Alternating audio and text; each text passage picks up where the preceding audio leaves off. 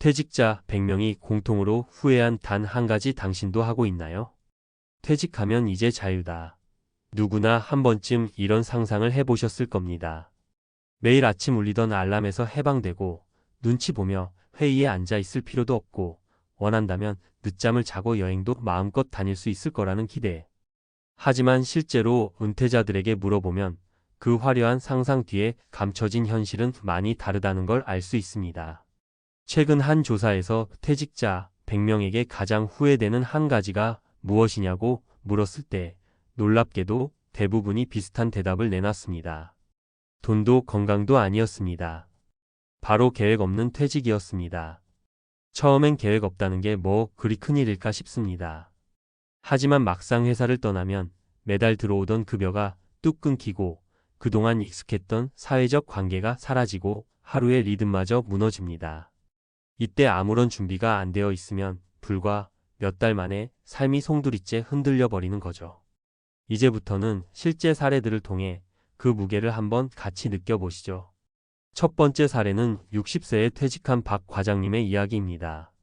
박 과장님은 35년간 한 대기업에 다녔습니다. 성실하고 책임감 있는 성격 덕분에 늘 회사에서는 인정받았지만 정작 퇴직 후 내 인생에 대해선 깊이 생각해 본 적이 없었습니다. 그래서 퇴직금이 나오자 그동안 고생했는데 여행이나 다니자는 생각으로 해외여행을 5번이나 다녀왔습니다. 문제는 그 뒤였습니다. 여행이 끝나고 돌아오니 허전함과 공허감이 밀려왔고 남은 건 줄어든 통장 잔고뿐이었습니다. 박 과장님은 이렇게 말했습니다. 퇴직은 끝이 아니라 새로운 시작이더라고요. 근데 저는 준비 없이 그냥 여행으로 시간을 메우려 했으니 2달 만에 무너졌습니다. 두 번째는 58세에 명예퇴직을 한 김부부의 경우입니다. 남편은 안정적인 회사에 다녔고 아내는 전업주부로 가정을 지켰습니다. 막상 은퇴를 하니 둘 다 이제는 같이 즐겁게 지내면 되겠다 싶었죠. 하지만 생활비는 매달 꼬박꼬박 나갔습니다. 퇴직금 일부를 은행에 넣어놨지만 금리는 낮고 지출은 빠르게 늘어갔습니다. 가장 큰 문제는 부부가 하루 종일 집에 같이 있으니 갈등이 늘어났다는 겁니다. 당신은 왜 집에서 이렇게 시간을 허비해? 라는 말 한마디에 부부싸움이 잦아졌습니다. 결국 김 부부는 퇴직 후 첫 1년이 가장 힘들었다고 고백했습니다. 그 이유도 결국 같았습니다. 앞으로 뭘 하고 살지 구체적인 그림이 없었던 게 문제였죠. 세 번째는 조금 다른 경우입니다. 62세에 은퇴한 최 씨는 소규모 자영업에 도전했습니다. 퇴직금으로 치킨집이라도 하면 노후가 든든하겠다는 생각이었죠. 하지만 시장 조사도 부족했고 체력적 부담도 간과했습니다. 결과는 1년 만에 큰 빚만 남기고 가게를 접어야 했습니다. 그는 이렇게 말했습니다. 퇴직 후 사업은 절대 쉽게 생각하면 안 됩니다. 저는 퇴직금으로 새로운 인생을 연다고 믿었는데 준비 없는 도전이 얼마나 무서운지 뼈저리게 느꼈습니다. 이 세 가지 이야기를 보면 퇴직자들이 공통으로 말하는 후회의 이유가 분명해집니다. 바로 퇴직 이후의 삶을 구체적으로 설계하지 않은 것입니다. 단순히 돈을 모으는 것만으로는 부족합니다.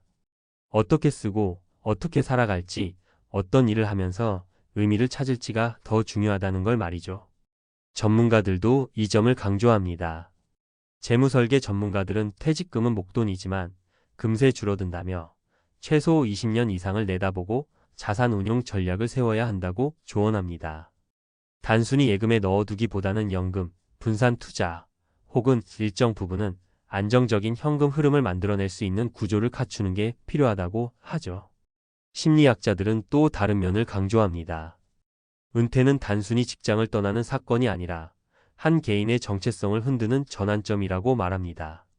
회사에서 직함으로 불리던 사람이 하루아침에 그냥 아무것도 아닌 사람이 되는 경험은 생각보다 큰 충격을 줍니다. 그래서 은퇴 전부터 취미를 확장하거나 사회적 네트워크를 유지하고 새로운 역할 봉사, 지역 활동 등을 준비하는 것이 우울감을 예방한다고 합니다. 그렇다면 우리는 어떻게 해야 같은 후회를 반복하지 않을까요? 몇 가지 실질적인 조언을 드리겠습니다. 첫째, 은퇴 전부터 월 생활비를 철저히 계산해 보셔야 합니다. 지금 쓰는 돈의 7,080%는 은퇴 후에도 필요하다는 게 일반적입니다.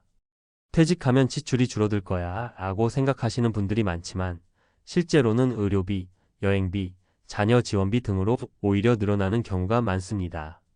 둘째, 은퇴 후 시간을 어디에 쓸지를 구체적으로 정해 두셔야 합니다. 매일 출근 대신 무한정 주어진 시간을 어떻게 보낼지가 사실 가장 큰 숙제입니다. 목표 없는 하루가 몇 달 이어지면 공허감이 찾아오고 그게 삶 전체를 흔들 수 있습니다. 셋째, 새로운 수입원 하나쯤은 만들어 두는 게 안전합니다. 꼭 큰 돈을 벌자는 게 아니라 적어도 생활비 일부를 충당할 정도의 부업이나 소일거리가 필요하다는 겁니다. 그래야 돈 걱정을 줄이고 동시에 삶의 활력도 얻을 수 있습니다. 결국 퇴직자 100명이 공통으로 후회한 건 돈이 부족해서가 아니라 미리 준비하지 않았던 자신이었습니다. 지금 이 글을 읽고 계신다면 아마도 같은 고민을 하고 계실 겁니다. 늦지 않았습니다. 지금부터라도 차근차근 은퇴 후의 삶을 설계해 보세요. 그래야만 다시는 안 한다는 후회의 자리에 이래서 행복하다는 만족의 미소가 찾아올 수 있을 겁니다. 많은 퇴직자들이 공통으로 후회하는 게 계획 없는 은퇴라고 말씀드렸죠. 그런데 여기서 말하는 계획이 단순히 돈 좀 모아둬야지 수준이 아닙니다. 얼마를 어떻게, 언제까지, 어떤 방식으로 쓸 것인지까지 세부적으로 짜야 후회 없는 은퇴가 가능하다는 뜻입니다. 자, 그럼 이제 조금 더 구체적으로 들어가 보겠습니다. 가장 먼저 짚어야 할 건 생활비 계산이에요. 전문가들은 은퇴 후 필요한 생활비를 현역 시절 월 지출의 7,080% 정도로 보라고 조언합니다. 예를 들어 지금 한 달에 300만 원을 쓰고 있다면 은퇴 후에도 최소 210만 240만 원은 계속 필요하다는 얘기죠. 그런데 실제로 은퇴자들에게 물어보면 예상보다 더 많이 든다고 합니다. 왜냐하면 직장 다닐 땐 회사에서 지원해주던 부분식대, 교통비, 단체 보험 등이 다 빠지고 은퇴 후에는 의료비 지출이 급격히 늘어나거든요. 특히 60대 이후부터는 매달 약값과 검사비가 빠지지 않고 들어갑니다. 그래서 최소 은퇴 후 월 250만 원 이상은 안정적으로 확보할 수 있어야 큰 걱정 없이 지낼 수 있다고 보셔야 합니다. 그럼 이 돈을 어디서 마련해야 하느냐? 바로 연금입니다.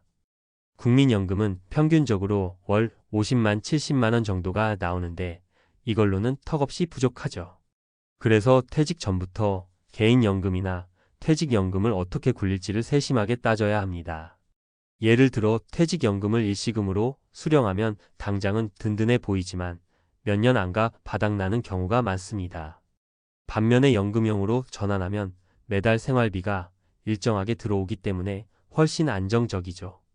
실제로 은퇴자들 사이에서 가장 많이 하는 후회 중 하나가 퇴직금을 일시금으로 받아 다 써버린 것입니다.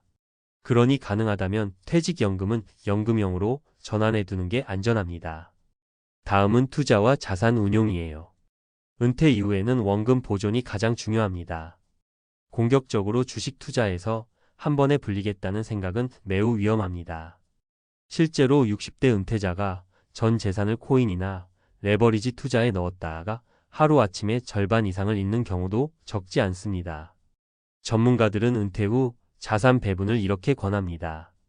안정자산 70%, 성장자산 30%. 안정자산은 예금, 채권, 즉시연금 같은 안정적인 현금 흐름을 보장하는 상품들이고 성장자산은 주식형 펀드나 배당주처럼 어느 정도 수익을 노릴 수 있는 투자입니다. 여기서 핵심은 투자를 안 하는 것이 아니라 과도하게 모험하지 않는 것입니다. 또 하나 간과하기 쉬운 게 바로 건강관리 비용입니다. 은퇴 후 가장 큰 지출 중 하나가 의료비인데요. 보건복지부 통계에 따르면 65세 이상 고령층의 평균 의료비 지출은 1인당 연간 약 500만 원 수준입니다. 부부라면 1년에 1,000만 원 가까이 쓰게 되는 거죠. 그러니 은퇴 설계에서 건강보험료와 의료비는 반드시 따로 예산을 잡아둬야 합니다. 특히 퇴직 직후에는 직장보험에서 지역건강보험으로 전환되면서 보험료가 갑자기 2배 가까이 오를 수 있습니다. 이를 대비해 미리 소득을 조절하거나 배우자, 피부양자로 들어가는 방법을 검토하는 게 좋습니다. 이 부분을 놓쳤다가 왜 이렇게 많이 나오냐며 뒤늦게 충격을 받는 경우가 정말 많습니다. 그렇다면 돈 말고 또 어떤 준비가 필요할까요? 전문가들은 입을 모아 하루의 구조를 만들어라고 조언합니다. 직장 다닐 때는 어쩔 수 없이 아침에 일어나 출근하고 점심을 먹고 회의를 하고 퇴근을 했습니다. 하지만 퇴직하고 나면 이 구조가 완전히 사라집니다. 이때 그냥 쉬면 되지 하고 대책 없이 지내면 며칠은 좋다가도 몇 달 안 가 무료함과 우울감이 몰려와요. 실제로 은퇴 후 6개월 안에 삶의 의미를 잃었다고 호소하는 사람이 절반 가까이 됩니다.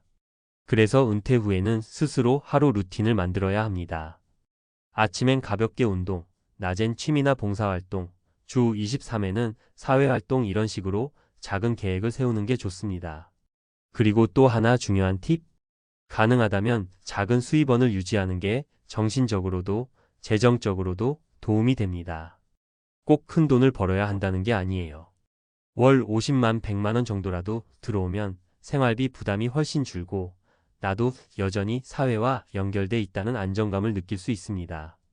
예를 들어 재능을 살려 강의나 컨설팅을 하거나 소일거리 아르바이트를 하거나 요즘은 온라인 플랫폼을 통해 소규모 창업을 하는 경우도 많습니다. 중요한 건 돈을 번다 자체보다도 사회와 연결되어 있다는 사실이 노후 삶의 질을 결정짓는다는 겁니다.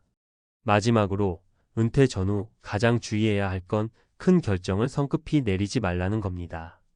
퇴직금으로 무작정 가게를 차리거나 갑자기 이민을 가거나 모든 자산을 한 번에 옮겨버리는 식의 선택은 대체로 실패 확률이 높습니다. 전문가들은 퇴직 직후 최소 1년은 적응 기간으로 두고 큰 돈을 움직이거나 새로운 도전을 하기보단 관찰과 학습에 시간을 쓰라고 권합니다. 정리하자면 퇴직자 100명이 공통으로 후회한 건 단순히 돈이 부족했다가 아니라 구체적인 준비 없이 퇴직을 맞이했다는 겁니다. 그래서 우리는 지금부터라도 해야 합니다.